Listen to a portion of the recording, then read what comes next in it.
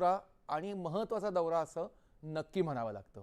बरोबर. त्याच्यातला पहिला टप्पा अर्थातच संयुक्त अरब अमिरातीचा होता. मला वाटतं काही तास ते थांबले होते, पूर्ण नव्हता तो. तर त्याच्यामध्ये एक 5 अब्ज अमेरिकी डॉलर्स गुंतवणुकीचं आश्वासन मिळालं भारताला. नंतर मग LPG आहे आणि धोरणात्मक तेल साठ्यांबाबत महत्त्वाचे करार झाले या भेटीमध्ये. एकंदर भारताच्या ऊर्जा सुरक्षिततेच्या दृष्टीने आणि देशांतर्गत उद्योगांना बळ ह्याच्यामुळे नेमकं कसं काय मिळू शकतं. आणि हे एक सांगा की सर्वसामान्य लोकांनी मी हा प्रश्न असतो, एवढे मोठे मोठे दौरे वगैरे होतात, आम्हाला आमचा त्याच्याशी नेमका काय संबंध नेमकं, तर लोकांना याचा काय नेमका फायदा होणार आहे? मी तुम्ही काही तासांचा म्हटलात ना, तो फक्त 2.5 तासाचा होता. बरोबर. आणि 2.5 तासाचा जरी असला तरी तो गेल्या काही वर्षात पंतप्रधान नरेंद्र मोदींचा तब्बल 8वा दौरा होता. आणि 2.5 तासामध्ये एवढे मोठे करार ज्या वेळेला सह्यांसाठी येतात आणि ते करार सही केले जातात, त्यावेळेला ह्याचा अर्थ विचार होतो की बऱ्याच अगोदरपासून हे करार ठरलेले होते. ते सही करणं ते 2.5 तासातली फक्त फॉर्मॅलिटी होती. बरोबर. आपण जर का पटकन काही बघितलं तर अबुधाबी नॅशनल ऑइल कंपनी बरोबर त्यांचा एक करार फायनलाइज झाला. म्हणजे भारताचा स्ट्रॅटेजिक पेट्रोलियम रिझर्व्ह आहे, त्याच्यामुळे तब्बल 30 दशलक्ष बॅरल्सची वाढ केली गेली. आणि त्याच 30 दशलक्ष बॅरल म्हणजे एक बॅरल म्हणजे 159 ते 161 लिटर हे लक्षात घेऊया आपण. आणि त्यात स्ट्रॅटेजिक गॅस साठे जे आहेत ते स्थापन करणं हा एक खूप मोठा करार आपल्यामध्ये झाला. त्याचबरोबर LPG सप्लाय अग्रीमेंट झालं. तर LPG म्हणजे आपण जो खाद्यपदार्थांसाठी वापरतो तो. त्याचबरोबर $5 बिलियन इन्व्हेस्टमेंट सौदीने आपल्यामध्ये UAE आपल्याकडे केली.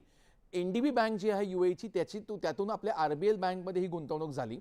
आणि त्याचबरोबर अबुधाबीची इन्व्हेस्टमेंट अथॉरिटी आणि आपली जी नॅशनल इन्फ्रास्ट्रक्चरल फंड यांच्यामध्ये पण एक मोठं अग्रीमेंट झालं.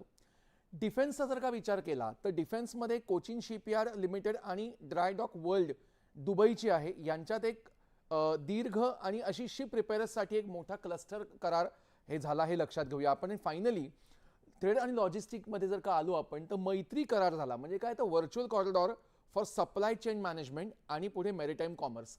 खूप मोठे मोठे शब्द आहेत ते मला समजतंय. आणि दुसरी गोष्ट, कुठेतरी ते तोंडपाठ असण्यापेक्षा वाचून दाखवणं जास्त बरं वाटतंय, कारण शाश्वत वाटतंय.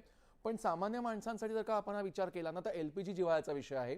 दुसरी अजून एक गोष्ट महत्त्वाची असते ती म्हणजे की आपल्याकडे समजा आपल्याला एखादा हक्काचा जर का जोडीदार मिळतो जो आपला तेल सप्लाय करू शकतो, अनइंटरप्टेड ऑइल सप्लाय करू शकतो, तर त्याच वेळेला ते आपल्याला मिळत असतं आणि आपल्याकडे त्याचं शुद्धीकरण मोठ्या प्रमाणात होत असतं आणि शुद्धीकरणातून सुद्धा आपल्याला उत्पन्न मिळत असतं. म्हणजे तुम्हाला एक फक्त सांगतो की भारताची निर्यात कमी आहे आपण म्हणतो, पण भारताची निर्यात जर का पूर्ण मोजली तर पहिल्या किंवा दुसऱ्या क्रमांकावर तेल आहे.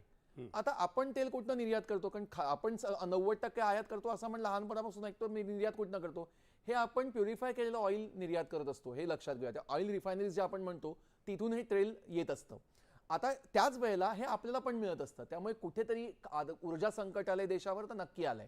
अशा वेळेला असे करार फार महत्त्वाचे असतात. आणि सगळ्यात महत्त्वाचं म्हणजे UAEने नुकताच ओपेक हा एक भाग सोडून दिलेला आहे. त्यामुळे ओपेकमधून UAEने बाहेर आल्यामुळे UAEला मोठ्या प्रमाणात एक स्वातंत्र्य मिळालेलं आहे. पुढे काय होईल, पुढे करार अजून कसे आकार घेतील हा मुद्दा आहेच.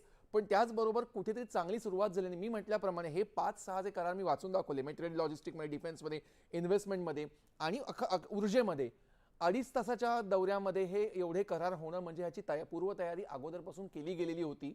कुठेतरी खूप मोठं डीप थिंकिंग दोन्ही देशांकडून आलं होतं हे म्हणावं लागतं. बरोबर. तुम्ही आता एक महत्त्वाचा मुद्दा मांडलात, म्हणजे पार्श्वभूमी तुम्ही जी सांगितली, ओपेक ही